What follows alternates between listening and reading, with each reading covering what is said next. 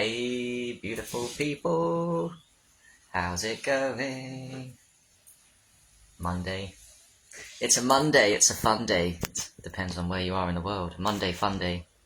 Our day after a Sunday. A Monday. Tell me why I don't like Mondays. That's the normal people. Tell me why I don't like Mondays. It's because you're doing a normal job, bro. You're in the rat race. Doing the 9 to 5, doing the shit you don't love so you can live for the weekends to have a little boozy and socialise with your friends, and you've got to work hard. But if you're living the life of Riley like me, thank you God. Truly, thank you God. I'm financially free to go on a wander and do retreats and help people. Speaking of that, Lisa Marie Robinson's 7-day Free Yourself retreat in Tarifa, Spain, and I'm still in Tarifa, Spain. It's finished 2 days ago. Was phenomenal and amazing. And I love Lisa and her son Anton and what they set up here that I've experienced, that they've been doing. She's been doing it for many years and decades. She's just a phenomenal teacher, phenomenal teacher of yoga. Oh my God, always going to be the best in the world to me. Show me things when we did yoga pretty much every day at the retreat, how tight my body is and how much I can benefit from doing yoga in a formal setting, because I've only ever committed periods of time to doing yoga from a great book called Yoga Self-Taught by Andrew Van Lisbeth. But I'm renewed to my commitment to yoga. I'm going to buy that book again. I'm going to buy Namal Slay, which is another great yoga book. I'm going to sign up to Lisa Marie Robinson's online yoga course. I'll post the link. I put this on YouTube and Facebook to Lisa's yoga course she's going to send me. She's a really good teacher. It doesn't cost much a month.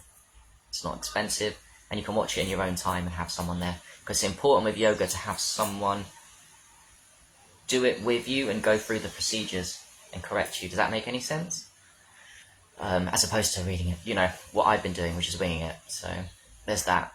But actually today I wanted to tune into the power of neuroplasticity, the power of your brain to transform trauma and extreme PTSD and all these things into greatness.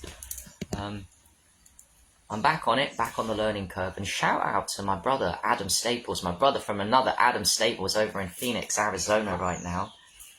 Sent me a great interview he'd done from a guy who'd written a book called Triumph Over Trauma, which is a new book released about the power of psychedelics to transform and to neuroplasticize the brain. Because quite honestly, the brain is incredible. But when we do mainstream therapies like talking therapy, it's very hard to go back into neuroplasticize and to see things differently from the old patterns of addictions and traumas and cycles that keep us stuck in negative thought loops. I was stuck in a negative thought loop, an extreme negative thought loop. One negative thought loop extreme that I'd like to share with you is that when my self-esteem was getting knocked and bashed and the demons were rising up, my auric field chakras were all over the place, demons were in, I was doing the demon smirk unconsciously and frequently, and and my trauma was isolation and severe social anxiety, which affects my mannerisms, affects my ability to look in the eye. Some of the girls on the retreat said, "I noticed you can't look in the eye, Harry." And I was appreciating that honesty because it's very true. I have a lot of trauma in me. Also, I like relationships. You get to practice looking at someone in the eye. Eye gazing and looking in the eye. It's the connection to the soul, but I struggle with these things. So what was I going to say? Yes, psychedelics are a major tool to help bad patterns. Oh, I didn't share the bad thing that me stuck in negative thought loops. When I'd have a bad experience or a bad social interaction, what I'd do after the fact in my room is I'd replay it over and over and over again in my mind, relentlessly. It was relentless. I forgot about this. I keep forgetting how bad my life used to be, guys. But I would beat myself up. I had a social moment where I would just repeat over and over in my brain out loud that weird, awkward moment that I self-created due to trauma and due to having a load of demons inside me. It was crazy. Now I don't do that anymore. My brain, I'm not perfect. I've got a lot of way to heal, and my social skills are always improving. Still a lot to do. Still got those physical body mannerisms of not looking people in the eye long enough. But at least when I walk the streets, I don't look completely down all the time as when I'm passing somebody, which I used to. And at least I'm not scared too much. I'm not scared at all to go to the shops and pay for stuff when I really was that scared. And the physical body mannerisms of making it all about me and negative attention made it worse, made it that it wasn't just an imaginary fear. People would look at me because my mannerisms and inflections and my vibration was all about, God, this guy's so weird. I manifested it due to severe trauma, due to my intelligence and smartness as I took myself down. Does that make any sense? People would look at me weirdly because of the oddness of a character that you've never seen before with such intense social anxiety. So there was a reason. My thoughts created it, the imaginary, the demon ship took over, the fears grew. Demons can only grow in fear.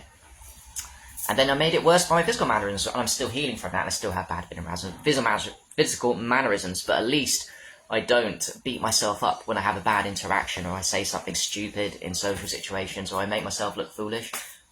It's a moment, and then it's gone, and then it's only for self-reflection. It's not like my brain used to go like, it would repeat it over and over again. If you want to have an idea of what it's like, what I'm describing, check out Punch. Oh, I never uploaded this clip. I will upload on Facebook maybe today if I remember, if I find the clip. It's from a great film called Punch Drunk Love, directed by Paul Thomas Anderson, starring Adam Sandler. Great movie. And there's I'll describe it to you, but of course you should check out the clip and I'll post it later. There's one scene where he's very socially awkward as Barry, Adam Sandler. And by the way, Adam Sandler's a serious actor. He can act really well. And this is a great example of it. But anyway, he's got 7 or 8 sisters. How weird, synchronicity. Hold the thought. I just got to share the synchronicity of me talking now about Punch Drunk Love with Barry with 8 sisters, and he's the only brother, the only man in the family. When I just come from the Tarifa retreat, and it was like 12 girls, and I was the only guy participating. Anton was there, but he was more the camera guy and helping out, not participating. So that's weird. I'm surrounded by women, and so is Barry in the thing. Anyway, there's one point where he's going to meet his sisters for a dinner. It's a family gathering with all his 7 sisters and all of their husbands and the children. So I guess his nieces and nephews. And you see him knock on the door. You see him half open the door. You hear lots of commotion as the sisters and everyone's talking. And what he does is he gets nervous and he closes the door. Then he opens the door again. He gets nervous, closes the door, and twice he opens, closes the door. He's not sure to go in. That used to be my life. I used to do that all the time before I had the courage to go to the shops, just to go and buy something. I would put on my shoes. I kid you not. I can laugh about it now, but I just want to show you how far I've come.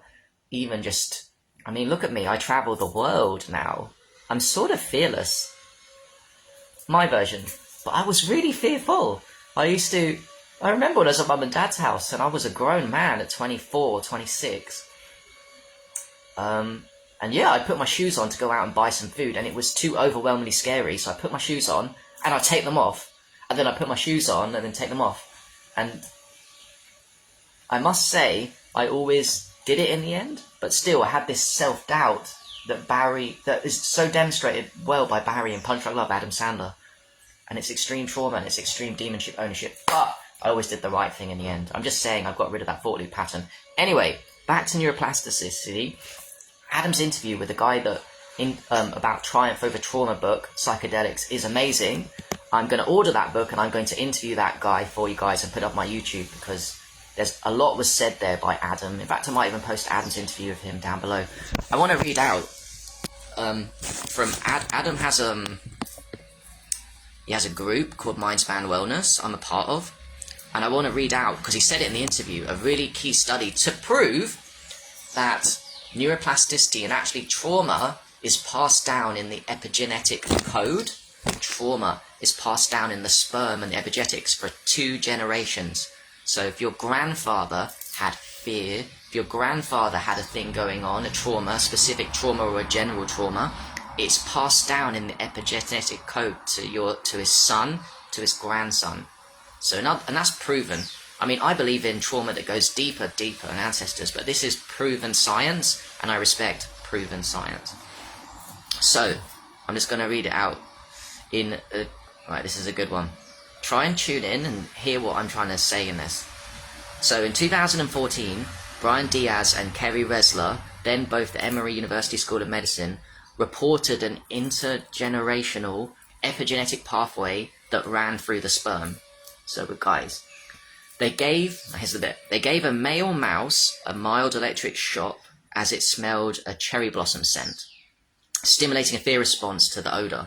So male mouse, electric shock as it smelled the cherry blossom, stimulating fear response to the odor. Now, the response was accompanied by epigenetic changes in its brain and sperm. So the sperm changed in epigenetics because of that shock, and so did the brain. Intriguingly, here's the key part, the male offspring of the shocked mice demonstrated a similar fear of cherry blossoms, as well as epigenetic changes in their brain and sperm, without being exposed to the shock. So the sons of the mouse had the same epigenetic changes of fear in their brain and sperm without being exposed to the shock. Goes on to say these effects were passed down for 2 generations.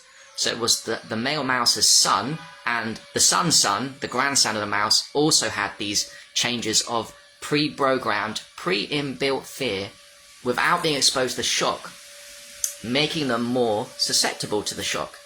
In other words, trauma is passed down 2 generations, definitely epigenetically.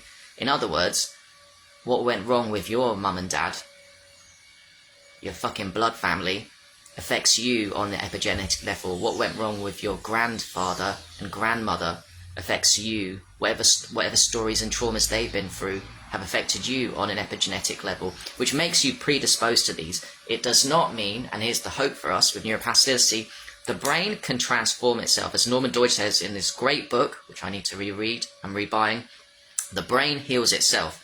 The brain is incredible. Thank God the brain is neuroplastic, and God's given us this neuroplastic brain to heal ourselves, because we can heal ourselves from deep trauma. But just to be aware, according to science, and like I said, I know that trauma is carried down from our ancestors down 5, 10, 20 generations down to your blood. It makes you predisposed to the traumas your parents and grandparents had, but through neuroplasticity we can obviously transmute it, and that gives us a lot of hope. It gives us a lot of work to do, but just bear in mind that not all of the trauma that you carry within your soul and you feel is even yours. It's your mum and dad's and your grandparents, and I think a lot deeper. Bear that in mind, and the hope is you can definitely transmute it. But reflect on that. Reflect on what your parents have been through. Ask them what they've been through. You probably know what they've been through. I wish my parents were more open to what they've been through, but some parents are very blocked off and don't talk, and that's okay. It's for me to figure out through observation, and I'll never know. My grandparents are all dead, so I'll never know, but I do have highlights. But just dwell on it, and there is hope. Neuroplasticize your brain, but bear in mind it's not all your fault. But you are the cycle breaker. I want to leave on that note. You are the cycle breaker, and most likely watching this, you've come here to do something for the shit on your family. Shabana, yes, we are the people that come here to do the shit, to break the cycle.